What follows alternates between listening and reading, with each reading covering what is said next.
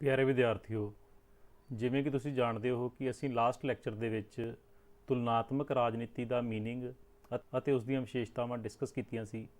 ਅੱਜ ਦੇ ਲੈਕਚਰ ਵਿੱਚ ਅਸੀਂ ਤੁਲਨਾਤਮਕ ਰਾਜਨੀਤੀ ਦੇ ਖੇਤਰ ਬਾਰੇ ਚਰਚਾ ਕਰਨੀ ਹੈ।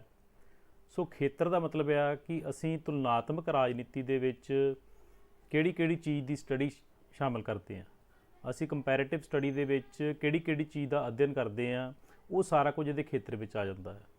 ਜੇਕਰ ਅਸੀਂ ਪਰੰਪਰਾਵਾਦੀ ਵਿਦਵਾਨਾਂ ਦੇ ਅਨੁਸਾਰ ਚੱਲੀਏ ਤਾਂ ਤੁਲਨਾਤਮਕ ਰਾਜਨੀਤੀ ਦਾ ਖੇਤਰ ਬਹੁਤ ਸੰਕੁਚਿਤ ਸੀ। ਉਹ ਵਿਕਸਿਤ ਦੇਸ਼ਾਂ ਦੀਆਂ ਰਾਜਨੀਤਿਕ ਪ੍ਰਣਾਲੀਆਂ ਦਾ ਸਿਰਫ ਰਸਮੀ ਅਧਿਐਨ ਕਰਦੇ ਸੀਗੇ, ਯਾਨੀ ਕਿ ਕਾਰਜਪਾਲਿਕਾ, ਵਿਧਾਨਪਾਲਿਕਾ, ਨਿਆਂਪਾਲਿਕਾ ਅਤੇ ਨੌਕਰਸ਼ਾਹੀ ਦਾ ਹੀ ਅਧਿਐਨ ਕਰਦੇ ਸੀ, ਜਿਹੜੀਆਂ ਰਸਮੀ ਸੰਸਥਾਵਾਂ ਸੀ। ਕਿ ਉਹਨਾਂ ਦੇ ਅਨੁਸਾਰ ਤੁਲਨਾਤਮਕ ਰਾਜਨੀਤੀ ਦਾ ਖੇਤਰ ਬਹੁਤ ਸੰਕੁਚਿਤ ਸੀ, ਬੜਾ ਨੈਰੋ ਸੀ, ਬੜਾ ਛੋਟਾ ਸੀ।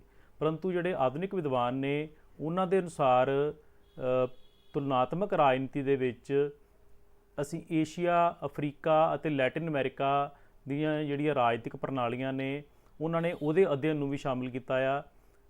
ਆਧੁਨਿਕ ਵਿਦਵਾਨਾਂ ਨੇ ਆਪਣੇ ਤੁਲਨਾਤਮਕ ਰਾਜਨੀਤੀ ਦੇ ਅਧਿਐਨ ਵਿੱਚ ਵਿਕਸਿਤ ਦੇਸ਼ਾਂ ਦੇ ਨਾਲ ਵਿਕਾਸਸ਼ੀਲ ਅਤੇ ਪਛੜੇ ਮੁਲਕਾਂ ਦੀਆਂ ਜਿਹੜੀਆਂ ਰਾਜਨੀਤਿਕ ਪ੍ਰਣਾਲੀਆਂ ਨੇ ਉਹਨਾਂ ਦੇ ਅਧਿਐਨ ਨੂੰ ਵੀ ਸ਼ਾਮਿਲ ਕੀਤਾ।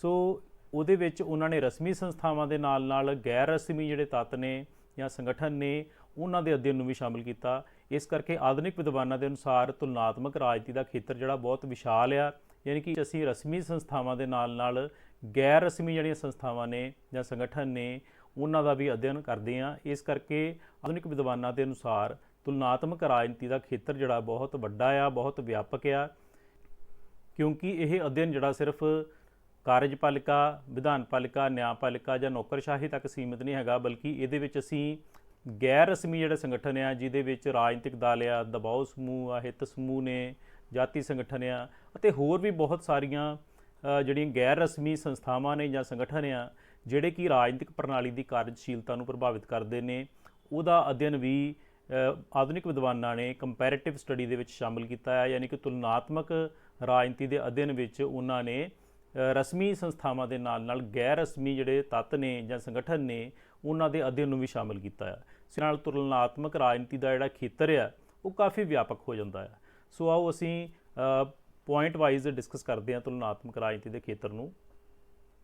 ਸੋ ਤੁਲਨਾਤਮਕ ਰਾਜਨੀਤੀ ਦੇ ਖੇਤਰ ਵਿੱਚ ਪਹਿਲੀ ਚੀਜ਼ ਆ ਜਾਂਦੀ ਆ ਰਾਜਨੀਤਿਕ ਗਤੀਵਿਧੀਆਂ ਦਾ ਅਧਿਐਨ। ਸੋ ਤੁਲਨਾਤਮਕ ਰਾਜਨੀਤੀ ਯਾਨੀ ਕਿ ਕੰਪੈਰੀਟਿਵ ਪੋਲੀਟਿਕਸ ਦਾ ਅਧਿਐਨ ਜਿਹੜਾ ਆ ਉਹ ਉਦੋਂ ਤੱਕ ਅਧੂਰਾ ਆ ਜੇਕਰ ਅਸੀਂ ਉਹਦੇ ਵਿੱਚ ਰਾਜਨੀਤਿਕ ਗਤੀਵਿਧੀਆਂ ਨੂੰ ਸ਼ਾਮਲ ਨਹੀਂ ਕਰਦੇ। ਕੋਈ ਵੀ ਗਤੀਵਿਧੀ ਜਿਹੜੀ ਕਿ ਰਾਜਨੀਤੀ ਨਾਲ ਜੁੜੀ ਆ ਉਹਦੇ ਅਧਿਐਨ ਨੂੰ ਅਸੀਂ ਕੰਪੈਰੀਟਿਵ ਪੋਲੀਟਿਕਸ ਦੀ ਸਟੱਡੀ ਦੇ ਵਿੱਚ ਸ਼ਾਮਲ ਕਰਦੇ ਹਾਂ। ਸੋ ਸਾਰੇ ਸਮਾਜਾਂ ਦੇ ਵਿੱਚ ਰਾਜਨੀਤਿਕ ਗਤੀਵਿਧੀਆਂ ਜਿਹੜੀਆਂ ਨੇ ਉਹਨਾਂ ਦਾ ਸਰੂਪ ਹਮੇਸ਼ਾ ਇੱਕੋ ਜਿਹਾ ਨਹੀਂ ਹੁੰਦਾ, ਕਿਉਂਕਿ ਵੱਖ-ਵੱਖ ਪੋਲੀਟੀਕਲ ਸਿਸਟਮਸ ਦੇ ਵਿੱਚ ਉਹਨਾਂ ਰਾਜਨੀਤਿਕ ਗਤੀਵਿਧੀਆਂ ਦੇ ਪਿੱਛੇ ਕਾਰਨ ਜਿਹੜੇ ਨੇ ਉਹ ਵੱਖੋ ਵੱਖਰੇ ਹੁੰਦੇ ਆ, ਜਿਹੜੇ ਕਿ ਰਾਜਨੀਤਿਕ ਗਤੀਵਿਧੀਆਂ ਨੂੰ ਜਨਮ ਦਿੰਦੇ ਆ। ਜਿਵੇਂ ਹੁਣ ਵਿਕਸਿਤ ਅਤੇ ਵਿਕਾਸਸ਼ੀਲ ਮੁਲਕਾਂ ਦੇ ਵਿੱਚ ਲੋਕਾਂ ਦੀ ਸਿੱਖਿਆ ਦਾ ਪੱਧਰ ਅਲੱਗ-ਅਲੱਗ ਆ, ਉਹਨਾਂ ਦੀ ਅਵੇਅਰਨੈਸ ਦਾ ਪੱਧਰ ਅਲੱਗ-ਅਲੱਗ ਆ, ਉਹਨਾਂ ਦੀ ਰਾਜਨੀਤਿਕ ਸੋਚ ਜਿਹੜੀ ਆ ਉਹ ਅਲੱਗ-ਅਲੱਗ ਆ। ਇਸ ਕਰਕੇ ਹਰ ਰਾਜਨੀਤਿਕ ਪ੍ਰਣਾਲੀ ਦੇ ਵਿੱਚ ਚਾਹੇ ਵਿਕਸਿਤ ਆ ਚਾਹੇ ਵਿਕਾਸਸ਼ੀਲ ਆ ਜਾਂ ਕੋਈ ਵੀ ਦੋ ਵਿਕਾਸਸ਼ੀਲ ਰਾਜਨੀਤਿਕ ਪ੍ਰਣਾਲੀਆਂ ਨੇ ਜਾਂ ਕੋਈ ਦੋ ਵਿਕਸਿਤ ਰਾਜਨੀਤਿਕ ਪ੍ਰਣਾਲੀਆਂ ਨੇ, ਉੱਥੇ ਵੀ ਰਾਜਨੀਤਿਕ ਗਤੀਵਿਧੀਆਂ ਦਾ ਪੱਧਰ ਜਿਹੜਾ ਆ ਉਹ ਅਲੱਗ-ਅਲੱਗ ਹੋਊਗਾ, ਕਿਉਂਕਿ ਉਹ ਫੈਕਟਰਸ ਜਿਹੜੇ ਇੱਕੋ ਜਿਹੇ ਨਹੀਂ ਹੈਗੇ ਜਿਹੜੇ ਕਿ ਰਾਜਨੀਤਿਕ ਗਤੀਵਿਧੀਆਂ ਨੂੰ ਜਨਮ ਦਿੰਦੇ ਨੇ। ਸੈਕਿੰਡ ਪੁਆਇੰਟ ਆ ਜਾਂਦਾ ਸਾਰੀਆਂ ਰਾਜਨੀਤਿਕ ਸੰਰਚਨਾਵਾਂ ਦਾ ਅਧਿਐਨ। ਸੋ ਪੋਲੀਟਿਕਸ ਦੀ ਸਟੱਡੀ ਦੇ ਵਿੱਚ ਅਸੀਂ ਸਾਰੇ ਰਸਮੀ ਅਤੇ ਗੈਰ ਰਸਮੀ ਢਾਂਚਿਆਂ ਦਾ ਅਧਿਐਨ ਕਰਦੇ ਹਾਂ। ਸਾਰੇ ਰਸਮੀ ਅਤੇ ਗੈਰ ਰਸਮੀ ਢਾਂਚੇ। ਰਸਮੀ ਢਾਂਚੇ ਮੈਂ ਆਪਣੇ ਲਾਸਟ ਲੈਕਚਰ ਦੇ ਵਿੱਚ ਵੀ ਗੱਲ ਕੀਤੀ ਸੀ। ਰਸਮੀ ਢਾਂਚੇ ਉਹ ਹੁੰਦੇ ਆ ਜਿਹੜੇ ਕਿ ਸੰਵਿਧਾਨਿਕ ਢਾਂਚੇ ਹੁੰਦੇ ਆ ਜਿਨ੍ਹਾਂ ਦਾ ਵਰਣਨ ਸਾਡੇ ਦੇਸ਼ ਦੇ ਸੰਵਿਧਾਨ ਵਿੱਚ ਕੀਤਾ ਗਿਆ ਆ, ਜਿਵੇਂ ਕਿ ਕਾਰਜਪਾਲਿਕਾ ਆ, ਸੰਸਦ ਆ, ਨਿਆਂਪਾਲਿਕਾ ਆ, ਨੌਕਰਸ਼ਾਹੀ ਆ। ਸੋ ਹਰ ਇੱਕ ਪੋਲੀਟੀਕਲ ਸਿਸਟਮ ਦੇ ਵਿੱਚ ਕੋਈ ਨਾ ਕੋਈ ਲਾਅ ਮੇਕਿੰਗ ਬੋਡੀ ਹੁੰਦੀ ਆ, ਕੋਈ ਨਾ ਕੋਈ ਲਾਅ ਇਨਫੋਰਸਮੈਂਟ ਏਜੰਸੀ ਹੁੰਦੀ ਆ, ਕੋਈ ਨਾ ਕੋਈ ਨਿਆਂ ਕਰਨ ਵਾਲੀ ਏਜੰਸੀ ਹੁੰਦੀ ਆ। ਸੋ ਇਸ ਤਰੀਕੇ ਨਾਲ ਹਰ ਪੋਲੀਟੀਕਲ ਸਿਸਟਮ ਦੇ ਵਿੱਚ ਕੁਝ ਰਸਮੀ ਢਾਂਚੇ ਹੁੰਦੇ ਨੇ ਅਤੇ ਕੁਝ ਗੈਰ ਰਸਮੀ ਢਾਂਚੇ ਹੁੰਦੇ ਆ। ਗੈਰ ਰਸਮੀ ਢਾਂਚਿਆਂ ਦੇ ਵਿੱਚ ਯਾਨੀ ਕਿ ਉਹ ਢਾਂਚੇ ਜਿਨ੍ਹਾਂ ਦਾ ਵਰਣਨ ਸਾਡੇ ਦੇਸ਼ ਦੇ ਸੰਵਿਧਾਨ ਵਿੱਚ ਨਹੀਂ ਹੁੰਦਾ, ਪਰੰਤੂ ਉਹ ਸਾਡੇ ਪੋਲੀਟੀਕਲ ਸਿਸਟਮ ਦੀ ਵਰਕਿੰਗ ਨੂੰ ਬੜੇ ਅਹਿਮ ਤਰੀਕੇ ਨਾਲ ਪ੍ਰਭਾਵਿਤ ਕਰਦੇ ਆ।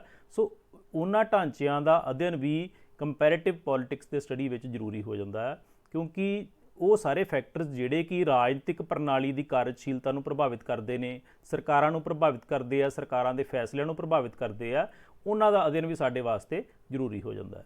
ਸੋ ਇਸ ਤਰੀਕੇ ਨਾਲ ਸਾਰੇ ਰਸਮੀ ਤੇ ਗੈਰ ਰਸਮੀ ਢਾਂਚੇ ਜਿਹੜੇ ਨੇ ਉਹਨਾਂ ਦਾ ਅਧਿਐਨ ਕੰਪੈਰੀਟਿਵ ਪੋਲਿਟਿਕਸ ਦੀ ਸਟੱਡੀ ਦੇ ਵਿੱਚ ਕੀਤਾ ਜਾਂਦਾ ਹੈ। ਤੀਸਰਾ ਜਿਹੜਾ ਪੁਆਇੰਟ ਹੈ ਖੇਤਰ ਦਾ, ਉਹ ਹੈ ਕਾਰਜਾਤਮਕ ਅਧਿਐਨ। ਸੋ ਯਾਨੀ ਕਿ ਕੰਪੈਰੀਟਿਵ ਪੋਲਿਟਿਕਸ ਦੀ ਸਟੱਡੀ ਦੇ ਵਿੱਚ ਸਿਰਫ ਸਿਧਾਂਤਕ ਅਤੇ ਕਾਨੂੰਨੀ ਅਧਿਐਨ ਨਹੀਂ ਕੀਤਾ ਜਾਂਦਾ, ਯਾਨੀ ਕਿ ਜੋ ਸਾਡੇ ਸੰਵਿਧਾਨ ਦੇ ਵਿੱਚ ਲਿਖਿਆ ਗਿਆ ਆ, ਕਿਸੇ ਵੀ ਸਰਕਾਰ ਦੀਆਂ ਸ਼ਕਤੀਆਂ ਜਾਂ ਉਹਨਾਂ ਦੇ ਕੰਮ ਕਰਨ ਦਾ ਪ੍ਰੋਸੀਜਰ, ਸੋ ਸਿਰਫ ਉਹੀ ਡਿਸਕਸ ਨਹੀਂ ਕੀਤਾ ਜਾਂਦਾ ਜਾਂ ਉਹਦੀ ਸਟੱਡੀ ਨਹੀਂ ਕੀਤੀ ਜਾਂਦੀ, ਬਲਕਿ ਜਿਹੜੇ ਵੀ ਪੋਲੀਟੀਕਲ ਫੰਕਸ਼ਨਸ ਪਰਫਾਰਮ ਕੀਤੇ ਜਾਂਦੇ ਆ ਵੱਖ-ਵੱਖ ਰਾਜਨੀਤਿਕ ਢਾਂਚਿਆਂ ਦੁਆਰਾ, ਜਾਂ ਉਹਨਾਂ ਦਾ ਕੰਮ ਕਰਨ ਦਾ ਪ੍ਰੋਸੀਜਰ ਕੀ ਆ, ਜਾਂ ਐਕਚੁਅਲ ਦੇ ਵਿੱਚ ਉਹ ਕਿਹੜੀਆਂ ਸ਼ਕਤੀਆਂ ਦਾ ਪ੍ਰਯੋਗ ਕਰਦੇ ਆ, ਕਿ ਉਹ ਸੰਵਿਧਾਨਿਕ ਦਾਇਰੇ ਦੇ ਵਿੱਚ ਰਹਿ ਕੇ ਆਪਣੀ ਸ਼ਕਤੀਆਂ ਦਾ ਪ੍ਰਯੋਗ ਕਰਦੇ ਨੇ ਜਾਂ ਸੰਵਿਧਾਨਿਕ ਦਾਇਰੇ ਤੋਂ ਬਾਹਰ ਜਾ ਕੇ ਆਪਣੀ ਸ਼ਕਤੀਆਂ ਦਾ ਪ੍ਰਯੋਗ ਕਰਦੇ ਆ। ਸੋ ਉਹਨਾਂ ਸਾਰੀਆਂ ਗਤੀਵਿਧੀਆਂ ਜਾਂ ਆਪਾਂ ਕਹਿ ਲਈਏ ਕਿ ਰਾਜਨੀਤਿਕ ਕਾਰਜਾਂ ਦਾ ਵਿਸ਼ਲੇਸ਼ਣ ਕੀਤਾ ਜਾਂਦਾ ਆ ਕਿ ਸਰਕਾਰਾਂ ਕਿਸ ਤਰੀਕੇ ਨਾਲ ਜਾਂ ਕਿਸ ਹੱਦ ਤੱਕ ਜਾਂਦੀਆਂ ਨੇ ਕਾਨੂੰਨ ਬਣਾਉਣ ਵਾਸਤੇ, ਕਿ ਉਹ ਸੰਵਿਧਾਨਿਕ ਢਾਂਚੇ ਦੀ ਉਲੰਘਣਾ ਤਾਂ ਨਹੀਂ ਕਰਦੀਆਂ ਜਾਂ ਕਿ ਉਹ ਆਪਣੇ ਸੰਵਿਧਾਨਿਕ ਦਾਇਰੇ ਤੋਂ ਬਾਹਰ ਜਾ ਕੇ ਕੰਮ ਤਾਂ ਨਹੀਂ ਕਰਦੀਆਂ। ਸੋ ਇਸ ਤਰੀਕੇ ਨਾਲ ਆਪਾਂ ਕਹਿ ਸਕਦੇ ਹਾਂ ਕਿ ਵੱਖ-ਵੱਖ ਰਾਜਨੀਤਿਕ ਪ੍ਰਣਾਲੀਆਂ ਦਾ ਅਸੀਂ ਸਿਰਫ ਕਾਨੂੰਨੀ ਅਤੇ ਸਿਧਾਂਤਕ ਅਧਿਐਨ ਨਹੀਂ ਕਰਦੇ, ਬਲਕਿ ਇਹਦੇ ਵਿੱਚ ਵੱਖ-ਵੱਖ ਰਾਜਨੀਤਿਕ ਕਾਰਜਾਂ ਦਾ ਵਿਸ਼ਲੇਸ਼ਣ ਕੀਤਾ ਜਾਂਦਾ ਹੈ। ਨੈਕਸਟ ਪੁਆਇੰਟ ਆ ਜਾਂਦਾ ਖੇਤਰ ਦਾ, ਰਾਜਨੀਤਿਕ ਪ੍ਰਣਾਲੀਆਂ ਦਾ ਤੁਲਨਾਤਮਕ ਅਧਿਐਨ। ਸੋ ਅਸੀਂ ਪਿਛਲੇ ਲੈਕਚਰ ਦੇ ਵਿੱਚ ਵੀ ਗੱਲ ਕੀਤੀ ਸੀ ਕਿ ਜਿਹੜੇ ਆਧੁਨਿਕ ਵਿਦਵਾਨ ਨੇ ਉਹਨਾਂ ਨੇ ਵਿਕਸਿਤ ਅਤੇ ਵਿਕਾਸਸ਼ੀਲ ਦੋਹਾਂ ਤਰ੍ਹਾਂ ਦੇ ਸਮਾਜਾਂ ਵਿੱਚ ਰਾਜਨੀਤਿਕ ਪ੍ਰਣਾਲੀਆਂ ਜਿਹੜੀਆਂ ਨੇ ਉਹਨਾਂ ਦੀਆਂ ਸੰਰਚਨਾਵਾਂ ਮੀਨਸ ਢਾਂਚੇ, ਉਹਨਾਂ ਦੇ ਕਾਰਜ, ਉਹਨਾਂ ਦੀ ਐਕਚੁਅਲ ਪਰਫਾਰਮੈਂਸ ਤੇ ਜਿਹੜੇ ਕੰਮ ਕਰਨ ਦਾ ਇੱਕ ਪ੍ਰੋਸੀਜਰ ਆ, ਜਿਹੜਾ ਰਾਜਨੀਤਿਕ ਪ੍ਰਕਿਰਿਆਵਾਂ ਨੇ ਕਿ ਕਾਨੂੰਨ ਕਿੱਦਾਂ ਬਣਦਾ ਆ, ਅਤੇ ਸਮਰੱਥਾਵਾਂ ਮੀਨਸ ਕਿ ਉਹਨਾਂ ਦੀਆਂ ਕੀ ਕੈਪੈਸਿਟੀਜ਼ ਨੇ, ਕੀ ਕੈਪੇਬਿਲਿਟੀਜ਼ ਆ, ਉਹ ਕਿਸ ਹੱਦ ਤੱਕ ਆਪਣੀਆਂ ਸੰਵਿਧਾਨਿਕ ਸ਼ਕਤੀਆਂ ਦਾ ਪ੍ਰਯੋਗ ਕਰਕੇ ਕਾਨੂੰਨਾਂ ਦਾ ਨਿਰਮਾਣ ਕਰਦੇ ਨੇ ਜਾਂ ਕਾਨੂੰਨ ਲਾਗੂ ਕਰਦੇ ਨੇ। ਸੋ ਉਹਦਾ ਸਾਰਾ ਵਿਵਹਾਰਵਾਦੀ ਵਿਸ਼ਲੇਸ਼ਣ ਕੀਤਾ ਜਾਂਦਾ ਆ। ਸੋ ਇਸ ਤਰੀਕੇ ਨਾਲ ਵੱਖ-ਵੱਖ ਰਾਜਨੀਤਿਕ ਪ੍ਰਣਾਲੀਆਂ ਦਾ ਜਿਹੜਾ ਤੁਲਨਾਤਮਕ ਅਧਿਐਨ ਆ, ਉਹਦੇ ਵਿੱਚ ਵਿਕਸਿਤ ਅਤੇ ਵਿਕਾਸਸ਼ੀਲ ਦੋਹਾਂ ਤਰ੍ਹਾਂ ਦੇ ਮੁਲਕਾਂ ਦੀ ਅਸੀਂ ਸਟੱਡੀ ਕਰਦੇ ਹਾਂ ਅਤੇ ਉਹਨਾਂ ਦੇ ਕਿਹੜੇ-ਕਿਹੜੇ ਆਸਪੈਕਟਸ ਦੀ ਸਟੱਡੀ ਕਰਦੇ ਹਾਂ, ਉਹਨਾਂ ਦੇ ਢਾਂਚੇ, ਉਹਨਾਂ ਦੇ ਕੰਮ, ਉਹਨਾਂ ਦੀ ਐਕਚੁਅਲ ਪਰਫਾਰਮੈਂਸ, ਉਹਨਾਂ ਦਾ ਰਾਜਨੀਤਿਕ ਪ੍ਰਕਿਰਿਆਵਾਂ ਕਿ ਕਿਹੜੇ ਪ੍ਰੋਸੀਜਰਸ ਫੋਲੋ ਕੀਤੇ ਜਾਂਦੇ ਆ, ਅਤੇ ਉਹਨਾਂ ਦੀ ਕੈਪੇਬਿਲਿਟੀਜ਼ ਦਾ ਵਿਵਹਾਰਿਕ ਵਿਸ਼ਲੇਸ਼ਣ ਜਿਹੜਾ ਕੀਤਾ ਜਾਂਦਾ ਆ, ਯਾਨੀ ਕਿ ਉਹ ਐਕਚੁਅਲ ਦੇ ਵਿੱਚ ਕਿਸ ਤਰੀਕੇ ਨਾਲ ਕੰਮ ਕਰਦੇ ਨੇ ਉਹ ਢਾਂਚੇ, ਅਤੇ ਕਿਹੜੀਆਂ ਸ਼ਕਤੀਆਂ ਦਾ ਪ੍ਰਯੋਗ ਕਰਦੇ ਨੇ, ਅਤੇ ਲੋਕਾਂ ਦੀ ਉਹਨਾਂ ਕਾਨੂੰਨਾਂ ਪ੍ਰਤੀ ਜਾਂ ਉਹਨਾਂ ਫੈਸਲਿਆਂ ਪ੍ਰਤੀ ਕੀ ਪ੍ਰਤੀਕਿਰਿਆ ਹੁੰਦੀ ਆ, ਇਸ ਚੀਜ਼ ਦਾ ਵਿਵਹਾਰਵਾਦੀ ਵਿਸ਼ਲੇਸ਼ਣ ਕੀਤਾ ਜਾਂਦਾ ਹੈ। ਨੈਕਸਟ ਪੁਆਇੰਟ ਹੈ ਦਬਾਓ ਸਮੂਹਾਂ ਦਾ ਅਧਿਐਨ। ਸੋ ਜਿਵੇਂ ਕਿ ਆਪਾਂ ਗੱਲ ਕਰਦੇ ਹਾਂ ਕਿ ਕਿਸੇ ਵੀ ਰਾਜਨੀਤਿਕ ਪ੍ਰਣਾਲੀ ਦੇ ਰਾਜਨੀਤਿਕ ਢਾਂਚੇ ਜਿਹੜੇ ਨੇ ਜਾਂ ਸੰਵਿਧਾਨਿਕ ਢਾਂਚੇ ਨੇ ਜਾਂ ਰਸਮੀ ਢਾਂਚੇ ਨੇ, ਉਹਨਾਂ ਦੇ ਅਧਿਐਨ ਤੋਂ ਬਿਨਾਂ ਪੋਲੀਟੀਕਲ ਸਿਸਟਮ ਦੀ ਕੰਪੈਰੀਟਿਵ ਸਟੱਡੀ ਜਿਹੜੀ ਆ, ਕੰਪੈਰੀਟਿਵ ਪੋਲਿਟਿਕਸ ਦੀ ਸਟੱਡੀ, ਉਹ ਅਧੂਰੀ ਆ। ਸੋ ਉਹਦੇ ਨਾਲ ਜਦੋਂ ਤੱਕ ਅਸੀਂ ਗੈਰ ਰਸਮੀ ਢਾਂਚੇ ਜਿਹੜੇ ਨੇ, ਜਿਹੜੇ ਕਿ ਪੋਲੀਟੀਕਲ ਸਿਸਟਮ ਦੀ ਵਰਕਿੰਗ ਨੂੰ ਬੜੇ ਅਹਿਮ ਤਰੀਕੇ ਨਾਲ ਪ੍ਰਭਾਵਿਤ ਕਰ ਰਹੇ ਨੇ, ਉਹਨਾਂ ਦੀ ਸਟੱਡੀ ਤੋਂ ਬਿਨਾਂ ਵੀ ਕੰਪੈਰੀਟਿਵ ਪੋਲਿਟਿਕਸ ਦੀ ਸਟੱਡੀ ਜਿਹੜੀ ਹੈ ਅਧੂਰੀ ਹੈ। ਸੋ ਕੋਈ ਵੀ ਢਾਂਚਾ, ਚਾਹੇ ਉਹ ਰਸਮੀ ਆ ਚਾਹੇ ਗੈਰ ਰਸਮੀ ਆ, ਉਹਦਾ ਅਧਿਐਨ ਜਿਹੜਾ ਆ ਉਹ ਕੰਪੈਰੀਟਿਵ ਪੋਲਿਟਿਕਸ ਦੇ ਵਿੱਚ ਕੀਤਾ ਜਾਂਦਾ ਆ। ਸੋ ਇੱਥੇ ਅਸੀਂ ਗੱਲ ਕਰ ਰਹੇ ਹਾਂ ਦਬਾਓ ਸਮੂਹਾਂ ਦੀ, ਯਾਨੀ ਕਿ ਉਹ ਦਬਾਓ ਸਮੂਹ ਜਿਹੜੇ ਨੇ ਕਿਸੇ ਵੀ ਪੋਲੀਟੀਕਲ ਸਿਸਟਮ ਦੇ ਵਿੱਚ ਅਲੱਗ-ਅਲੱਗ ਤਰ੍ਹਾਂ ਦੇ ਦਬਾਓ ਸਮੂਹ ਹੁੰਦੇ ਨੇ, ਅਤੇ ਉਹਨਾਂ ਦੀ ਕੰਮ ਕਰਨ ਦੀ ਸਟ੍ਰੈਟਜੀ ਅਲੱਗ-ਅਲੱਗ ਹੁੰਦੀ ਹੈ, ਵੱਖਰੀਆਂ ਟੈਕਨੀਕਸ ਯੂਜ਼ ਕਰਦੇ ਆ, ਅਤੇ ਉਹ ਕਿਸ ਤਰੀਕੇ ਨਾਲ ਹਿੱਤ ਸਪਸ਼ਟੀਕਰਨ ਕਰਦੇ ਆ, ਯਾਨੀ ਕਿ ਲੋਕਾਂ ਦੀਆਂ ਮੰਗਾਂ ਨੂੰ ਸਰਕਾਰ ਤੱਕ ਪਹੁੰਚਾਉਂਦੇ ਨੇ, ਹਿੱਤ ਸਮੂਹੀਕਰਨ ਦਾ ਕੰਮ ਕਰਦੇ ਆ, ਕਿਵੇਂ ਲੋਕਾਂ ਦੀਆਂ ਮੰਗਾਂ ਨੂੰ ਇਕੱਠਾ ਕਰਕੇ ਸਰਕਾਰ ਦੇ ਅੱਗੇ ਪੇਸ਼ ਕਰਦੇ ਨੇ, ਜਾਂ ਰਾਜਨੀਤਿਕ ਸੰਚਾਰ ਦੇ ਕਿਹੜੇ ਮੈਥਡਸ ਯੂਜ਼ ਕਰਦੇ ਆ, ਅਤੇ ਨੀਤੀ ਨਿਰਮਾਣ ਦੇ ਵਿੱਚ ਇਹਨਾਂ ਦੀ ਕੀ ਭੂਮਿਕਾ ਆ। ਯਾਨੀ ਕਿ ਗਵਰਨਮੈਂਟ ਜਦੋਂ ਪਾਲਿਸੀ ਮੇਕਿੰਗ ਕਰਦੀ ਆ ਅਤੇ ਉਹਦੇ ਵਿੱਚ ਇਹਨਾਂ ਦਬਾਓ ਸਮੂਹਾਂ ਦਾ ਕੀ ਰੋਲ ਹੁੰਦਾ ਆ, ਅਤੇ ਕਿਸ ਹੱਦ ਤੱਕ ਇਹ ਸਰਕਾਰ ਦੇ ਫੈਸਲਿਆਂ ਨੂੰ ਪ੍ਰਭਾਵਿਤ ਕਰਨ ਦੀ ਸ਼ਕਤੀ ਜਾਂ ਸਮਰੱਥਾ ਰੱਖਦੇ ਆ। ਸੋ ਵੱਖ-ਵੱਖ ਰਾਜਨੀਤਿਕ ਪ੍ਰਣਾਲੀਆਂ ਦੇ ਵਿੱਚ ਇਹਨਾਂ ਦਬਾਓ ਸਮੂਹਾਂ ਦਾ ਅਧਿਐਨ ਜਿਹੜਾ ਉਹ ਸਾਡੇ ਵਾਸਤੇ ਜ਼ਰੂਰੀ ਹੋ ਜਾਂਦਾ ਆ, ਕਿਉਂਕਿ ਇਹ ਦਬਾਓ ਸਮੂਹ ਬੜੇ ਅਹਿਮ ਤਰੀਕੇ ਨਾਲ ਕਿਸੇ ਵੀ ਰਾਜਨੀਤਿਕ ਪ੍ਰਣਾਲੀ ਦੀ ਜਿਹੜੀ ਵਰਕਿੰਗ ਆ ਉਹਨੂੰ ਪ੍ਰਭਾਵਿਤ ਕਰਦੇ ਨੇ, ਅਤੇ ਸਰਕਾਰ ਦੇ ਫੈਸਲੇ ਅਤੇ ਨੀਤੀਆਂ ਨੂੰ ਪ੍ਰਭਾਵਿਤ ਕਰਨ ਦੀ ਸਮਰੱਥਾ ਰੱਖਦੇ ਆ। ਇਸ ਕਰਕੇ ਦਬਾਓ ਸਮੂਹਾਂ ਦੇ ਅਧਿਐਨ ਤੋਂ ਬਿਨਾਂ ਵੱਖ-ਵੱਖ ਪੋਲੀਟੀਕਲ ਸਿਸਟਮਸ ਦੀ ਜਿਹੜੀ ਕੰਪੈਰੀਟਿਵ ਸਟੱਡੀ ਆ ਉਹ ਅਧੂਰੀ ਆ।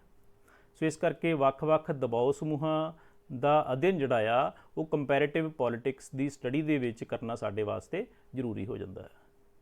ਨੈਕਸਟ ਆ ਰਾਜਨੀਤਿਕ ਸੱਭਿਆਚਾਰ ਦਾ ਅਧਿਐਨ। ਸੋ ਵੱਖ-ਵੱਖ ਰਾਜਨੀਤਿਕ ਪ੍ਰਣਾਲੀਆਂ ਦੀ ਕੰਪੈਰੀਟਿਵ ਪੋਲਿਟਿਕਸ ਦੀ ਜਿਹੜੀ ਸਟੱਡੀ ਆ, ਯਾਨੀ ਕਿ ਜੇਕਰ ਅਸੀਂ ਦੋ ਮੁਲਕਾਂ ਦੀ ਰਾਜਨੀਤਿਕ ਪ੍ਰਣਾਲੀ ਦੀ ਤੁਲਨਾ ਕਰ ਰਹੇ ਹਾਂ ਤਾਂ ਉਹਦੇ ਵਿੱਚ ਅਸੀਂ ਰਾਜਨੀਤਿਕ ਸੱਭਿਆਚਾਰ ਨੂੰ ਸ਼ਾਮਲ ਨਾ ਕਰੀਏ ਤਾਂ ਸਾਡੀ ਕੰਪੈਰੀਟਿਵ ਪੋਲਿਟਿਕਸ ਦੀ ਸਟੱਡੀ ਅਧੂਰੀ ਰਹੇਗੀ, ਕਿਉਂਕਿ ਲੋਕਾਂ ਦਾ ਰਾਜਨੀਤਿਕ ਵਿਵਹਾਰ ਜਿਹੜਾ ਆ ਉਹ ਉਹਨਾਂ ਦੇ ਰਾਜਨੀਤਿਕ ਸੱਭਿਆਚਾਰ ਦੁਆਰਾ ਨਿਰਧਾਰਿਤ ਹੁੰਦਾ ਆ। ਯਾਨੀ ਕਿ ਕਿਸੇ ਵੀ ਪੋਲੀਟੀਕਲ ਸਿਸਟਮ ਦੇ ਵਿੱਚ ਲੋਕਾਂ ਦਾ ਪੋਲੀਟੀਕਲ ਬਿਹੇਵੀਅਰ ਕਿਸ ਤਰੀਕੇ ਦਾ ਆ।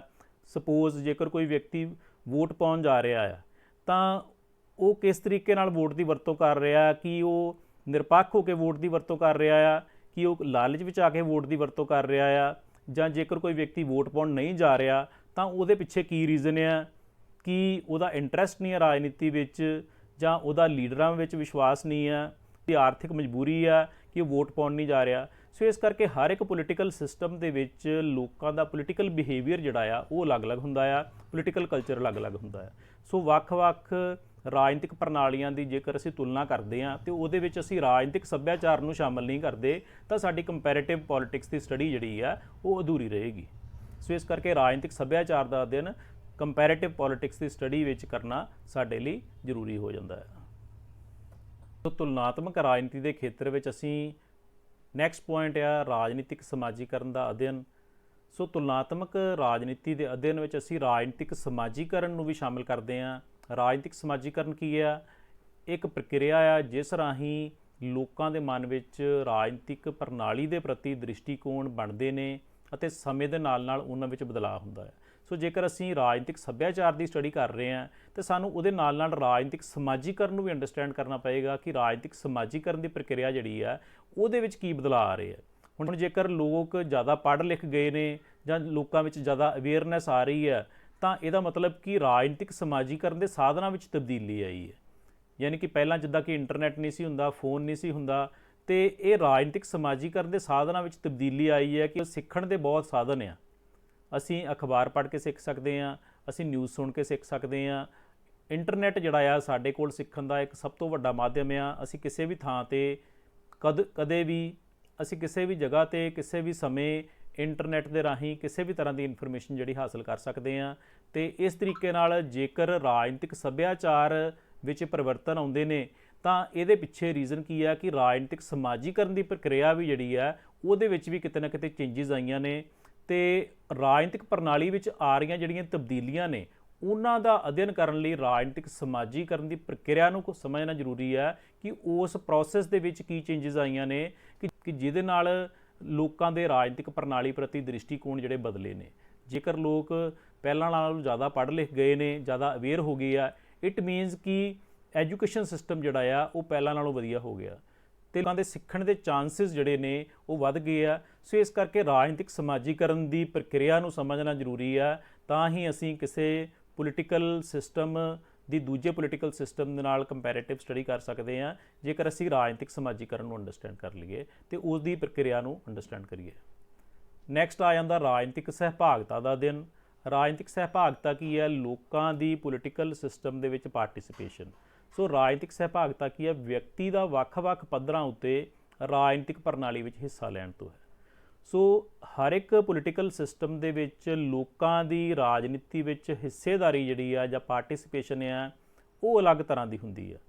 ਕੋਈ ਵੀ ਦੋ ਪੋਲੀਟੀਕਲ ਸਿਸਟਮਸ ਜਿਹੜੇ ਸਾਨੂੰ ਦੇਖਣ ਨੂੰ ਇੱਕੋ ਜਿਹੇ ਲੱਗਦੇ ਆ ਵੀ ਦੋਨਾਂ ਵਿੱਚ ਲੋਕਤੰਤਰ ਆ ਜਾਂ ਦੋਨਾਂ ਵਿੱਚ ਸੰਸਦੀ ਪ੍ਰਣਾਲੀ ਆ, ਅਤੇ ਉੱਥੇ ਵੀ ਲੋਕਾਂ ਦੀ ਜਿਹੜੀ ਰਾਜਨੀਤਿਕ ਸਹਿਭਾਗਤਾ ਆ ਉਹ ਅਲੱਗ-ਅਲੱਗ ਹੋਊਗੀ।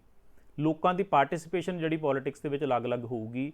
ਉਹਦੇ ਪਿੱਛੇ ਵੀ ਅਲੱਗ ਕਾਰਨ ਜ਼ਿੰਮੇਵਾਰ ਆ। ਹੁਣ ਜੇਕਰ ਕਿਸੇ ਕੰਟਰੀ ਦੇ ਵਿੱਚ ਪਾਰਟੀਸਿਪੇਸ਼ਨ ਘੱਟ ਆ ਤਾਂ ਉਹਦੇ ਪਿੱਛੇ ਅਲੱਗ ਫੈਕਟਰਸ ਜ਼ਿੰਮੇਵਾਰ ਹੋਣਗੇ ਕਿ ਉੱਥੇ ਲੋਕ ਘੱਟ ਪੜ੍ਹੇ ਲਿਖੇ ਨੇ ਜਾਂ ਘੱਟ ਅਵੇਅਰ ਆ ਜਾਂ ਉਹਨਾਂ ਦਾ ਪੋਲੀਟਿਕਸ ਵਿੱਚ ਇੰਟਰਸਟ ਨਹੀਂ ਹੈ। ਉਹਦੇ ਪਿੱਛੇ ਵੀ ਇੱਕ ਅਲੱਗ ਕਾਰਨ ਹੋ ਸਕਦੇ ਆ ਵੀ ਕਿਉਂ ਨਹੀਂ ਇੰਟਰਸਟ। ਦੂਜੇ ਬੰਨੇ ਜੇਕਰ ਕਿਸੇ ਪੋਲੀਟੀਕਲ ਸਿਸਟਮ ਦੇ ਵਿੱਚ ਲੋਕਾਂ ਦੀ ਪਾਰਟੀਸਿਪੇਸ਼ਨ ਜ਼ਿਆਦਾ ਆ ਤਾਂ ਉਹਦੇ ਪਿੱਛੇ ਵੀ ਅਲੱਗ ਕਾਰਨ ਜ਼ਿੰਮੇਵਾਰ ਹੋ ਸਕਦੇ ਆ। ਹਾਈ ਲਿਟਰੇਸੀ ਲੈਵਲ ਹੋ ਸਕਦਾ ਆ, ਜ਼ਿਆਦਾ ਅਵੇਅਰਨੈਸ ਹੋ ਸਕਦੀ ਆ, ਮਾਸ ਮੀਡੀਆ ਜਿਹੜਾ ਆ ਜੇਕਰ ਉਹ ਇੰਡੀਪੈਂਡੈਂਟ ਆ ਲੋਕਾਂ। ਇਸ ਤੋਂ ਇਲਾਵਾ ਜੇਕਰ ਪੋਲੀਟੀਕਲ ਸਿਸਟਮ ਲੋਕਾਂ ਪ੍ਰਤੀ ਰਿਸਪੌਂਸਿਵ ਆ, ਉਹਨਾਂ ਦੀ ਡਿਮਾਂਡਸ ਪ੍ਰਤੀ, ਉਹਨਾਂ ਦੀ ਇਸ਼ੂਜ਼ ਪ੍ਰਤੀ, ਤਾਂ ਵੀ ਲੋਕਾਂ ਦਾ ਪੋਲੀਟੀਕਲ ਸਿਸਟਮ ਵਿੱਚ ਇੰਟਰਸਟ ਵੱਧ ਜਾਂਦਾ ਆ ਜਿਹਦੇ ਨਾਲ ਉਹਨਾਂ ਦੀ ਪਾਰਟਿਸਿਪੇਸ਼ਨ ਵੱਧ ਜਾਂਦੀ ਹੈ। ਸੋ ਇਸ ਕਰਕੇ ਜਦੋਂ ਅਸੀਂ ਵੱਖ-ਵੱਖ ਕੰਟਰੀਜ਼ ਦੀ ਜਾਂ ਵੱਖ-ਵੱਖ ਪੋਲੀਟੀਕਲ ਸਿਸਟਮਸ ਦੀ ਕੰਪੈਰੀਟਿਵ ਸਟੱਡੀ ਕਰਦੇ ਹਾਂ, ਲੋਕਾਂ ਦੀ ਪਾਰਟਿਸਿਪੇਸ਼ਨ ਜਾਂ ਉਹਨਾਂ ਦੀ ਹਿੱਸੇਦਾਰੀ ਦੀ ਸਟੱਡੀ ਕੀਤੇ ਬਿਨਾ ਅਸੀਂ ਪੋਲੀਟੀਕਲ ਸਿਸਟਮ ਨੂੰ ਅੰਡਰਸਟੈਂਡ ਨਹੀਂ ਕਰ ਸਕਦੇ। ਕਿਸੇ ਵੀ ਰਾਜਨੀਤਿਕ ਪ੍ਰਣਾਲੀ ਦੀ ਜੇਕਰ ਅਸੀਂ ਤੁਲਨਾ ਕਰਨੀ ਹੈ, ਸੋ ਜੇਕਰ ਅਸੀਂ ਦੋ ਰਾਜਨੀਤਿਕ ਪ੍ਰਣਾਲੀਆਂ ਦੀ ਤੁਲਨਾ ਕਰਨੀ ਆ ਤਾਂ ਉਹਦੇ ਵਿੱਚ ਲੋਕਾਂ ਦੀ ਪੋਲੀਟੀਕਲ ਪਾਰਟਿਸਿਪੇਸ਼ਨ ਨੂੰ ਅਸੀਂ ਇਗਨੋਰ ਨਹੀਂ ਕਰ ਸਕਦੇ। ਲੋਕਾਂ ਦੀ ਪੋਲੀਟੀਕਲ ਪਾਰਟਿਸਿਪੇਸ਼ਨ ਘੱਟ ਆ ਜਾਂ ਜ਼ਿਆਦਾ ਆ ਜਾਂ ਉਹਦੇ ਪਿੱਛੇ ਕੀ ਕਾਰਨ ਜ਼ਿੰਮੇਵਾਰ ਆ, ਉਹਨਾਂ ਫੈਕਟਰਸ ਨੂੰ ਅੰਡਰਸਟੈਂਡ ਕਰਨਾ ਜ਼ਰੂਰੀ ਆ। ਨੈਕਸਟ ਹੁੰਦਾ ਰਾਜਨੀਤਿਕ ਪ੍ਰਕਿਰਿਆਵਾਂ ਦਾ ਅਧਿਐਨ। ਸੋ ਕਿਸੇ ਵੀ ਕੰਟਰੀ ਦੇ ਵਿੱਚ ਲਾਅ ਮੇਕਿੰਗ ਬਾਡੀਜ਼ ਜਿਹੜੀਆਂ ਨੇ, ਚਾਹੇ ਉਹਨਾਂ ਦੇ ਨਾਮ ਸਿਮਿਲਰ ਹੋ ਸਕਦੇ ਆ, ਪਰੰਤੂ ਉਹ ਕਾਨੂੰਨ ਪਾਸ ਕਰਨ ਦੀ ਜਿਹੜੀ ਵਿਧੀ ਆ ਜਾਂ ਕਾਨੂੰਨ ਲਾਗੂ ਕਰਨ ਦੀ ਵਿਧੀ ਆ, ਉਹ ਪ੍ਰੋਸੀਜਰ ਜਿਹੜੇ ਅਲੱਗ ਹੋ ਸਕਦੇ ਨੇ। ਸੋ ਜਿੱਦਾਂ ਕਿ ਚੋਣ ਪ੍ਰਕਿਰਿਆ, ਹਿੱਤ ਸਪਸ਼ਟੀਕਰਨ ਦੀ ਪ੍ਰਕਿਰਿਆ, ਨੀਤੀ ਨਿਰਮਾਣ ਪ੍ਰਕਿਰਿਆ, ਭਰਤੀ ਪ੍ਰਕਿਰਿਆ। ਸੋ ਵੱਖ-ਵੱਖ ਪੋਲੀਟੀਕਲ ਸਿਸਟਮ ਦੀ ਜਦੋਂ ਅਸੀਂ ਕੰਪੈਰੀਟਿਵ ਸਟੱਡੀ ਕਰਦੇ ਹਾਂ ਤਾਂ ਉਹਦੇ ਵਿੱਚ ਇਹ ਜਿਹੜੀਆਂ ਰਾਜਨੀਤਿਕ ਪ੍ਰਕਿਰਿਆਵਾਂ ਨੇ, ਇਹਨਾਂ ਦੀ ਕੰਪੈਰੀਟਿਵ ਸਟੱਡੀ ਵੀ ਕਰ ਸਕਦੇ ਹਾਂ ਕਿ ਜਿੱਦਾਂ ਵੱਖ-ਵੱਖ ਪੋਲੀਟੀਕਲ ਸਿਸਟਮ ਦੇ ਵਿੱਚ ਚੋਣ ਪ੍ਰਕਿਰਿਆ ਕਿਸ ਤਰੀਕੇ ਦੀ ਹੁੰਦੀ ਹੈ, ਕਿੱਦਾਂ ਕਿ ਵੱਖ-ਵੱਖ ਪੋਲੀਟੀਕਲ ਸਿਸਟਮ ਦੇ ਵਿੱਚ ਇਲੈਕਸ਼ਨਸ ਕਿੱਦਾਂ ਕੰਡਕਟ ਕੀਤੀਆਂ ਜਾਂਦੀਆਂ ਨੇ, ਅਤੇ ਲੋਕਾਂ ਦੀਆਂ ਮੰਗਾਂ ਜਿਹੜੀਆਂ ਨੇ, ਹਿੱਤ ਸਪਸ਼ਟੀਕਰਨ ਯਾਨੀ ਕਿ ਲੋਕਾਂ ਦੀਆਂ ਡਿਮਾਂਡਸ ਜਿਹੜੀਆਂ ਆ ਉਹ ਕਿਸ ਤਰੀਕੇ ਨਾਲ ਸਰਕਾਰ ਅੱਗੇ ਰੱਖੀਆਂ ਜਾਂਦੀਆਂ ਨੇ, ਜਾਂ ਸਰਕਾਰ ਜਿਹੜੀ ਆ ਉਹ ਨੀਤੀ ਨਿਰਮਾਣ ਕਿਹੜੇ ਬੇਸ ਤੇ ਕਰਦੀ ਆ, ਕਿਹੜੇ ਫੈਕਟਰਸ ਨੂੰ ਕੰਸੀਡਰੇਸ਼ਨ ਵਿੱਚ ਲੈ ਕੇ ਉਹ ਡਿਸੀਜਨ ਲੈਂਦੀ ਆ ਜਾਂ ਫੈਸਲੇ ਕਰਦੀ ਆ। ਅਤੇ ਭਰਤੀ ਪ੍ਰਕਿਰਿਆ ਅਤੇ ਵੱਖ-ਵੱਖ ਲੋਕਾਂ ਨੂੰ ਰਾਜਨੀਤਿਕ ਪ੍ਰਣਾਲੀ ਦੇ ਵਿੱਚ ਸ਼ਾਮਲ ਕਰਨ ਦੀ ਜਿਹੜੀ ਪ੍ਰਕਿਰਿਆ ਆ ਉਹ ਵੀ ਅਲੱਗ-ਅਲੱਗ ਹੋ ਸਕਦੀ ਆ। ਸੋ ਇਸ ਕਰਕੇ ਇਹ ਜਿੰਨੀਆਂ ਵੀ ਰਾਜਨੀਤਿਕ ਪ੍ਰਕਿਰਿਆਵਾਂ ਨੇ, ਕੰਪੈਰੀਟਿਵ ਪੋਲੀਟਿਕਸ ਦੇ ਵਿੱਚ ਜਦੋਂ ਤੱਕ ਅਸੀਂ ਸਟੱਡੀ ਨਹੀਂ ਕਰਦੇ ਉਦੋਂ ਤੱਕ ਸਾਡੀ ਕੰਪੈਰੀਟਿਵ ਪੋਲੀਟੀਕਲ ਸਿਸਟਮ ਦੀ ਸਟੱਡੀ ਜਿਹੜੀ ਅਧੂਰੀ ਰਹੇਗੀ। ਉਦੋਂ ਤੱਕ ਅਸੀਂ ਵੱਖ-ਵੱਖ ਪੋਲੀਟੀਕਲ ਸਿਸਟਮਸ ਦੀ ਜਿਹੜੀ ਕਾਰਜ ਪ੍ਰਣਾਲੀ ਆ ਉਹਨੂੰ ਅੰਡਰਸਟੈਂਡ ਨਹੀਂ ਕਰ ਸਕਦੇ। ਨੈਕਸਟ ਹੁੰਦਾ ਵਾ ਰਾਜਨੀਤਿਕ ਦਲਾਂ, ਵਿਸ਼ਿਸ਼ਟ ਵਰਗ ਅਤੇ ਰਾਜਨੀਤਿਕ ਅਗਵਾਈ ਦਾ ਅਧਿਐਨ। ਸੋ ਫਿਰ ਹਰ ਇੱਕ ਕੰਟਰੀ ਦੇ ਵਿੱਚ ਆਪਾਂ ਦੇਖਦੇ ਹਾਂ ਜਿੰਨੇ ਵੀ ਡੈਮੋਕ੍ਰੈਟਿਕ ਕੰਟਰੀਜ਼ ਆ ਉਹਨਾਂ ਦੇ ਵਿੱਚ ਰਾਜਨੀਤਿਕ ਦਲਾਂ ਦੀ ਹੋਂਦ ਜਿਹੜੀ ਆ ਜ਼ਰੂਰੀ ਹੈ, ਕਿਉਂਕਿ ਲੋਕਤੰਤਰ ਤਾਂ ਹੀ ਆ ਜੇਕਰ ਰਾਜਨੀਤਿਕ ਦਲ ਆ। ਤੁਲਨਾਤਮਕ ਰਾਜਨੀਤੀ ਦੇ ਅਧਿਐਨ ਵਾਸਤੇ ਰਾਜਨੀਤਿਕ ਦਲਾਂ ਦਾ ਅਧਿਐਨ ਅਤੇ ਵਿਸ਼ਿਸ਼ਟ ਵਰਗ ਅਤੇ ਰਾਜਨੀਤਿਕ ਅਗਵਾਈ ਦਾ ਅਧਿਐਨ ਸਾਡੇ ਲਈ ਜ਼ਰੂਰੀ ਹੋ ਜਾਂਦਾ ਆ, ਕਿਉਂਕਿ ਕਿਸੇ ਵੀ ਪੋਲੀਟੀਕਲ ਸਿਸਟਮ ਦੇ ਵਾਸਤਵਿਕ ਵਿਵਹਾਰ ਨੂੰ ਜੇਕਰ ਅਸੀਂ ਅੰਡਰਸਟੈਂਡ ਕਰਨਾ ਹੈ ਜਾਂ ਸਟੱਡੀ ਕਰਨੀ ਹੈ ਤਾਂ ਸਾਨੂੰ ਇਹਨਾਂ ਢਾਂਚਿਆਂ ਨੂੰ ਅੰਡਰਸਟੈਂਡ ਕਰਨਾ ਪਏਗਾ। ਇਹਨਾਂ ਦੀ ਵੀ ਕੰਪੈਰੀਟਿਵ ਸਟੱਡੀ ਕਰਨੀ ਪਏਗੀ ਕਿ ਵੱਖ-ਵੱਖ ਲੋਕਤੰਤਰੀ ਰਾਜਨੀਤਿਕ ਪ੍ਰਣਾਲੀਆਂ ਦੇ ਵਿੱਚ ਪੋਲੀਟੀਕਲ ਪਾਰਟੀਆਂ ਜਿਹੜੀਆਂ ਨੇ ਉਹ ਕਿਸ ਤਰੀਕੇ ਨਾਲ ਕੰਮ ਕਰਦੀਆਂ ਆ, ਉਹਨਾਂ ਦੇ ਕੰਮ ਕਰਨ ਦੇ ਢੰਗ ਕੀ ਨੇ, ਉਹਨਾਂ ਦੀਆਂ ਸਟ੍ਰੈਟਜੀਜ਼ ਕੀ ਨੇ, ਅਤੇ ਵਿਸ਼ਿਸ਼ਟ ਵਰਗ ਜਿਹੜਾ ਆ ਉਹਦਾ ਰੋਲ ਕੀ ਆ ਜਾਂ ਉਹਨਾਂ ਦੀ ਕੀ ਜ਼ਿੰਮੇਵਾਰੀ ਆ ਪੋਲੀਟੀਕਲ ਸਿਸਟਮ ਦੇ ਪ੍ਰਤੀ, ਜਾਂ ਉਹਨਾਂ ਦਾ ਕੀ ਨਜ਼ਰੀਆ ਆ। ਅਤੇ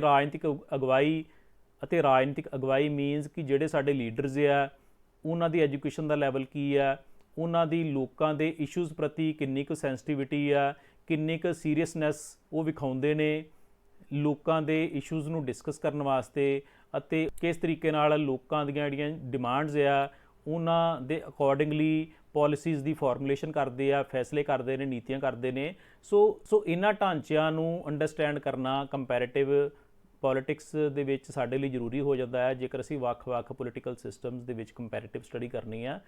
ਨੈਕਸਟ ਆ ਜਾਂਦਾ ਜਨ ਪ੍ਰਸਾਰ ਦੇ ਸਾਧਨਾਂ ਦਾ ਅਧਿਐਨ।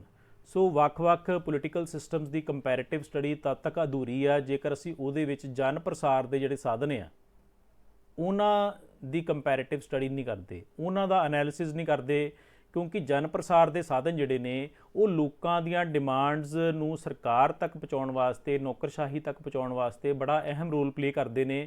ਅਤੇ ਇਸ ਤਰੀਕੇ ਨਾਲ ਸਰਕਾਰ ਨੇ ਜਿਹੜੇ ਫੈਸਲੇ ਕਰਨੇ ਹੁੰਦੇ, ਨੀਤੀਆਂ ਬਣਾਉਣੀਆਂ ਹੁੰਦੀਆਂ ਨੇ ਅਤੇ ਉਹਨਾਂ ਨੂੰ ਕੁਸ਼ਲਤਾਪੂਰਵਕ ਲਾਗੂ ਕਰਨਾ ਹੁੰਦਾ ਆ, ਉਹ ਸਾਰਾ ਕੁਝ ਇਹਨਾਂ ਜਨ ਪ੍ਰਸਾਰ ਦੇ ਸਾਧਨਾਂ ਦੇ ਦੁਆਰਾ ਸੂਚਨਾ ਦੀ ਠੀਕ ਪ੍ਰਾਪਤੀ 'ਤੇ ਨਿਰਭਰ ਕਰਦਾ ਆ। ਯਾਨੀ ਕਿ ਮੀਨਸ ਕਿ ਲੋਕਾਂ ਦੀਆਂ ਜਿਹੜੀਆਂ ਮੰਗਾਂ ਨੇ ਕੀ ਇਹ ਜਿਉਂਦੀਆਂ ਤਿਉਂ ਸਰਕਾਰ ਤੱਕ ਪਹੁੰਚ ਰਹੀਆਂ ਨੇ। ਸੋ ਜੇਕਰ ਇਹ ਜਨ ਪ੍ਰਸਾਰ ਦੇ ਸਾਧਨ ਸੁਤੰਤਰ ਆ ਤਾਂ ਲੋਕਾਂ ਦੀਆਂ ਮੰਗਾਂ ਜਿਹੜੀਆਂ ਜੈਨੂਇਨ ਤਰੀਕੇ ਦੇ ਨਾਲ ਸਰਕਾਰ ਤੱਕ ਪਹੁੰਚਦੀਆਂ ਨੇ ਅਤੇ ਸਰਕਾਰ ਵੀ ਇਹਨਾਂ ਮੰਗਾਂ ਦੇ ਅਨੁਸਾਰ ਚੱਲਦੀ ਆ। ਸੋ ਜੇਕਰ ਜਨ ਪ੍ਰਸਾਰ ਦੇ ਸਾਧਨ ਜਿਹੜੇ ਆ ਉਹ ਸੁਤੰਤਰ ਨਹੀਂ ਹੈਗੇ, ਉਹ ਵੱਖ-ਵੱਖ ਪਾਰਟੀਆਂ ਨਾਲ ਜੁੜੇ ਨੇ, ਅਤੇ ਫਿਰ ਉੱਥੇ ਪੋਲੀਟੀਕਲ ਸਿਸਟਮ ਜਾਂ ਗਵਰਨਮੈਂਟ ਵੀ ਜਿਹੜੀ ਆ ਉਹਦੀ ਰਿਸਪੌਂਸਿਵਨੈਸ ਜਿਹੜੀ ਹੈ ਲੋਕਾਂ ਦੇ ਪ੍ਰਤੀ ਉਹ ਘਟ ਜਾਂਦੀ ਆ। ਇਸ ਕਰਕੇ ਜਨ ਪ੍ਰਸਾਰ ਦੇ ਸਾਧਨ ਜਿਹੜੇ ਕਿਸੇ ਵੀ ਪੋਲੀਟੀਕਲ ਸਿਸਟਮ ਦੇ ਵਿੱਚ ਲੋਕਾਂ ਦੀਆਂ ਮੰਗਾਂ ਨੂੰ ਸਰਕਾਰ ਤੱਕ ਪਹੁੰਚਾਉਣ ਦੇ ਲਈ ਅਤੇ ਸਰਕਾਰ ਦੁਆਰਾ ਜਿਹੜਾ ਨੀਤੀ ਨਿਰਮਾਣ ਕੀਤਾ ਜਾਂਦਾ ਹੈ ਜਾਂ ਫੈਸਲੇ ਕੀਤੇ ਜਾਂਦੇ ਨੇ ਉਹਦੇ ਵਿੱਚ ਬੜਾ ਅਹਿਮ ਰੋਲ ਪਲੇ ਕਰਦੇ ਆ ਅਤੇ ਉਹਦੀ ਜਾਣਕਾਰੀ ਨੂੰ ਲੋਕਾਂ ਤੱਕ ਪਹੁੰਚਾਉਣ ਦੇ ਵਿੱਚ ਬੜੀ ਮਹੱਤਵਪੂਰਨ ਭੂਮਿਕਾ ਨਿਭਾਉਂਦੇ ਨੇ। ਸੋ ਇਸ ਕਰਕੇ ਕੰਪੈਰੀਟਿਵ ਪੋਲਿਟਿਕਸ ਦੀ ਜੇਕਰ ਸਟੱਡੀ ਕਰਨੀ ਆ ਤਾਂ ਉਹਦੇ ਵਿੱਚ ਜਨ ਪ੍ਰਸਾਰ ਦੇ ਸਾਧਨਾਂ ਨੂੰ ਇਗਨੋਰ ਨਹੀਂ ਕੀਤਾ ਜਾ ਸਕਦਾ। ਸੋ ਇਹਨਾਂ ਨੂੰ ਵੀ ਅਸੀਂ ਕੰਪੈਰੀਟਿਵ ਪੋਲਿਟਿਕਸ ਦੀ ਸਟੱਡੀ ਦੇ ਵਿੱਚ ਸ਼ਾਮਲ ਕਰਨਾ ਸਾਡੇ ਵਾਸਤੇ ਜ਼ਰੂਰੀ ਹੋ ਜਾਂਦਾ ਹੈ। ਲਾਸਟ ਪੁਆਇੰਟ ਇਹਦੇ ਵਿੱਚ ਆ ਜਾਂਦਾ ਹੈ ਸ਼ਕਤੀ, ਪ੍ਰਭਾਵ, ਸੱਤਾ ਅਤੇ ਉਚਿਤਤਾ ਪੂਰਨ ਦਾ ਅਧਿਐਨ। ਸੋ ਵੱਖ-ਵੱਖ ਰਾਜਨੀਤਿਕ ਪ੍ਰਣਾਲੀਆਂ ਦੀ ਜੇਕਰ ਅਸੀਂ ਕੰਪੈਰੀਟਿਵ ਸਟੱਡੀ ਕਰਨੀ ਹੈ ਤਾਂ ਉਹਦੇ ਵਾਸਤੇ ਸਾਨੂੰ ਇਹ ਜਿਹੜੇ ਕਨਸੈਪਟ ਆ ਸ਼ਕਤੀ, ਪ੍ਰਭਾਵ, ਸੱਤਾ ਅਤੇ ਉਚਿਤਤਾ ਪੂਰਨ, ਇਹਨਾਂ ਦਾ ਅਧਿਐਨ ਸਾਡੇ ਵਾਸਤੇ ਕਰਨਾ ਜ਼ਰੂਰੀ ਹੋ ਜਾਂਦਾ ਆ। ਸੋ ਪਹਿਲਾਂ ਤਾਂ ਸਾਨੂੰ ਇਹ ਅੰਡਰਸਟੈਂਡ ਕਰਨਾ ਚਾਹੀਦਾ ਸ਼ਕਤੀ ਕਹਿੰਦੇ ਕਿਹਨੂੰ ਹੈ। ਸ਼ਕਤੀ ਕੀ ਹੈ? ਆਪਣੇ ਹੁਕਮਾਂ ਨੂੰ ਜ਼ਬਰਦਸਤੀ ਲਾਗੂ ਕਰਾਉਣ ਦੀ ਸਮਰੱਥਾ। ਪ੍ਰਭਾਵ ਕੀ ਹੈ? ਕਿ ਜਿਹਦੇ ਵਿੱਚ ਦੂਸਰਿਆਂ ਤੋਂ ਆਪਣੀ ਇੱਛਾ ਅਨੁਸਾਰ ਕੰਮ ਕਰਾਉਣ ਵਾਸਤੇ ਬਲ ਜਾਂ ਫੋਰਸ ਦੀ ਵਰਤੋਂ ਨਹੀਂ ਕੀਤੀ ਜਾਂਦੀ। ਠੀਕ ਹੈ, ਕਿ ਲੋਕਾਂ ਦੇ ਉੱਪਰ ਉਹਦਾ ਪ੍ਰਭਾਵ ਹੀ ਇੰਨਾ ਹੈ ਕਿ ਲੋਕ ਆਪਣੇ ਆਪ ਉਹਦੇ ਹੁਕਮਾਂ ਦੀ ਪਾਲਣਾ ਕਰਦੇ ਨੇ। ਸੱਤਾ ਕੀ ਆ? ਉਚਿਤਤਾ ਪੂਰਨ ਸ਼ਕਤੀ ਮੀਨਸ ਕਿ ਜੇਕਰ ਸਰਕਾਰ ਨੂੰ ਲੋਕਾਂ ਨੇ ਚੁਣਿਆ ਆ ਤਾਂ ਇਹਦਾ ਮਤਲਬ ਕਿ ਉਹ ਸੱਤਾ ਆ ਉਹਦੇ ਕੋਲ। ਠੀਕ ਹੈ, ਉਹ ਫੋਰਸ ਯੂਜ਼ ਨਹੀਂ ਕਰ ਰਹੀ, ਉਹਨੂੰ ਲੋਕਾਂ ਨੇ ਅਥਾਰਟੀ ਦਿੱਤੀ ਹੈ। ਸੋ ਇਸ ਕਰਕੇ ਸੱਤਾ ਕੀ ਆ? ਉਚਿਤਤਾ ਪੂਰਨ ਸ਼ਕਤੀ, ਯਾਨੀ ਕਿ ਜੈਨੂਇਨ ਸ਼ਕਤੀ ਜਿਹੜੀ ਕਿ ਸ਼ਾਸਕ ਨੇ ਲੋਕਾਂ ਤੋਂ ਪ੍ਰਾਪਤ ਕੀਤੀ ਹੈ, ਉਹਨੂੰ ਅਸੀਂ ਸੱਤਾ ਦਾ ਨਾਂ ਦਿੰਦੇ ਹਾਂ। ਉਚਿਤਤਾ ਪੂਰਨ ਦਾ ਅਰਥ ਕੀ ਹੈ? ਕਿ ਇਸ ਵਿਸ਼ਵਾਸ ਨੂੰ ਪੈਦਾ ਕਰਨ ਅਤੇ ਬਣਾਏ ਰੱਖਣ ਦੀ ਸਮਰੱਥਾ ਕਿ ਵਰਤਮਾਨ ਰਾਜਨੀਤਿਕ ਸੰਸਥਾਵਾਂ ਸਮਾਜ ਲਈ ਕਾਫੀ ਢੁਕਵੀਆਂ ਅਤੇ ਲੋੜੀਂਦੀਆਂ ਹਨ। ਯਾਨੀ ਕਿ ਉਚਿਤਤਾ ਪੂਰਨ ਦਾ ਅਰਥ ਕੀ ਆ? ਕਿ ਲੋਕਾਂ ਦੇ ਵਿੱਚ ਇਹ ਵਿਸ਼ਵਾਸ ਪੈਦਾ ਕਰਨਾ ਕਿ ਜਿਹੜੀਆਂ ਵਰਤਮਾਨ ਰਾਜਨੀਤਿਕ ਸੰਸਥਾਵਾਂ ਨੇ ਉਹ ਲੋਕਾਂ ਵਾਸਤੇ ਵਧੀਆ ਨੇ, ਲੋਕਾਂ ਦੀ ਭਲਾਈ ਵਾਸਤੇ ਆ। ਸੋ ਲੋਕਾਂ ਨੂੰ ਇਸ ਚੀਜ਼ ਦਾ ਵਿਸ਼ਵਾਸ ਦਿਲਾਉਣਾ ਕਿ ਵਰਤਮਾਨ ਜਿਹੜੀਆਂ ਰਾਜਨੀਤਿਕ ਸੰਸਥਾਵਾਂ ਨੇ ਉਹ ਸਮਾਜ ਵਾਸਤੇ ਢੁਕਵੀਆਂ ਨੇ ਅਤੇ ਲੋੜੀਂਦੀਆਂ ਨੇ, ਯਾਨੀ ਕਿ ਇਹਨਾਂ ਦੀ ਲੋੜ ਸੀਗੀ। ਕਿ ਨਾਲ ਜੇਕਰ ਅਸੀਂ ਵੱਖ-ਵੱਖ ਰਾਜਨੀਤਿਕ ਪ੍ਰਣਾਲੀਆਂ ਦੀ ਤੁਲਨਾ ਕਰਨੀ ਆ ਤਾਂ ਉਹਦੇ ਵਾਸਤੇ ਸਾਨੂੰ ਸ਼ਕਤੀ, ਪ੍ਰਭਾਵ, ਸੱਤਾ ਅਤੇ ਉਚਿਤਤਾ ਪੂਰਨ ਦਾ ਅਧਿਐਨ ਕਰਨਾ ਸਾਡੇ ਵਾਸਤੇ ਜ਼ਰੂਰੀ ਹੋ ਜਾਂਦਾ ਆ। ਤਾਂ ਹੀ ਸਾਡਾ ਤੁਲਨਾਤਮਕ ਰਾਜਨੀਤੀ ਦਾ ਅਧਿਐਨ ਜਿਹੜਾ ਆ ਉਹ ਕੰਪਲੀਟ ਹੋਏਗਾ। ਸੋ ਇਹਨਾਂ ਸਾਰੇ ਪੁਆਇੰਟਸ ਨੂੰ ਡਿਸਕਸ ਕਰਨ ਤੋਂ ਬਾਅਦ ਅਸੀਂ ਕਹਿ ਸਕਦੇ ਹਾਂ ਕਿ ਤੁਲਨਾਤਮਕ ਰਾਜਨੀਤੀ ਦਾ ਖੇਤਰ ਜਿਹੜਾ ਬਹੁਤ ਵਿਸ਼ਾਲ ਆ। ਇਹਦੇ ਵਿੱਚ ਅਸੀਂ ਸਿਰਫ ਵੱਖ-ਵੱਖ ਦੇਸ਼ਾਂ ਦੀਆਂ ਜਿਹੜੀਆਂ ਸਰਕਾਰਾਂ ਨੇ ਉਹਨਾਂ ਦਾ ਇਹ ਤੁਲਨਾਤਮਕ ਅਧਿਐਨ ਨਹੀਂ ਕਰਦੇ ਜਾਂ ਵੱਖ-ਵੱਖ ਦੇਸ਼ਾਂ ਦੀਆਂ ਸੰਵਿਧਾਨਿਕ ਪ੍ਰਣਾਲੀਆਂ ਦਾ ਅਧਿਐਨ ਨਹੀਂ ਕਰਦੇ, ਬਲਕਿ ਇਹਦੇ ਵਿੱਚ ਅਸੀਂ ਰਾਜਨੀਤਿਕ ਅਤੇ ਗੈਰ ਰਾਜਨੀਤਿਕ, ਰਸਮੀ ਅਤੇ ਗੈਰ ਰਸਮੀ ਸਾਰੇ ਤੱਥਾਂ ਨੂੰ ਸ਼ਾਮਲ ਕਰਦੇ ਹਾਂ ਜਾਂ ਸਾਰੇ ਸੰਗਠਨਾਂ ਦੀ ਸਟੱਡੀ ਨੂੰ ਸ਼ਾਮਲ ਕਰਦੇ ਹਾਂ ਜਿਹੜੇ ਕਿ ਰਾਜਨੀਤਿਕ ਪ੍ਰਣਾਲੀ ਦੀ ਕਾਰਜਸ਼ੀਲਤਾ ਨੂੰ ਪ੍ਰਭਾਵਿਤ ਕਰਦੇ ਨੇ। ਸੋ ਇਸ ਤਰੀਕੇ ਨਾਲ ਤੁਲਨਾਤਮਕ ਰਾਜਨੀਤੀ ਦਾ ਖੇਤਰ ਜਿਹੜਾ ਬਹੁਤ ਵਿਸ਼ਾਲ ਹੋ ਜਾਂਦਾ ਆ। ਅਸੀਂ ਜਿਹੜੇ ਪੁਆਇੰਟ ਡਿਸਕਸ ਕੀਤੇ ਆ, ਇਹ ਤੋਂ ਇਲਾਵਾ ਹੋਰ ਵੀ ਬਹੁਤ ਸਾਰੇ ਫੈਕਟਰ ਜਿਹੜੇ ਆ ਉਹ ਡਿਸਕਸ ਕੀਤੇ ਜਾ ਸਕਦੇ ਆ। ਕਿਸੇ ਵੀ ਪੋਲੀਟੀਕਲ ਸਿਸਟਮ ਦੇ ਵਿੱਚ ਹੋਰ ਵੀ ਬਹੁਤ ਸਾਰੇ ਗੈਰ ਰਸਮੀ ਤੱਤ ਹੋ ਸਕਦੇ ਨੇ, ਫੈਕਟਰਸ ਹੋ ਸਕਦੇ ਆ ਜਿਹੜੇ ਕਿ ਉਸ ਪੋਲੀਟੀਕਲ ਸਿਸਟਮ ਦੀ ਵਰਕਿੰਗ ਨੂੰ ਪ੍ਰਭਾਵਿਤ ਕਰਦੇ ਆ। ਸੋ ਇਸ ਕਰਕੇ ਆਧੁਨਿਕ ਵਿਦਵਾਨਾਂ ਦੇ ਅਨੁਸਾਰ ਤੁਲਨਾਤਮਕ ਰਾਜਨੀਤੀ ਦਾ ਖੇਤਰ ਜਿਹੜਾ ਆ ਉਹ ਬਹੁਤ ਵਿਸ਼ਾਲ ਆ, ਬਹੁਤ ਵਿਆਪਕ ਆ। ਸੋ ਇਹ ਸੀਗਾ ਅੱਜ ਦਾ ਟੌਪਿਕ ਤੁਲਨਾਤਮਕ ਰਾਜਨੀਤੀ ਦਾ ਖੇਤਰ। ਨੈਕਸਟ ਵੀਡੀਓ ਦੇ ਵਿੱਚ ਅਸੀਂ ਨਵੇਂ ਟੌਪਿਕ ਬਾਰੇ ਗੱਲਬਾਤ ਕਰਾਂਗੇ। ਤਦ ਤੱਕ ਲਈ ਇਜਾਜ਼ਤ ਦਿਓ। Thank you.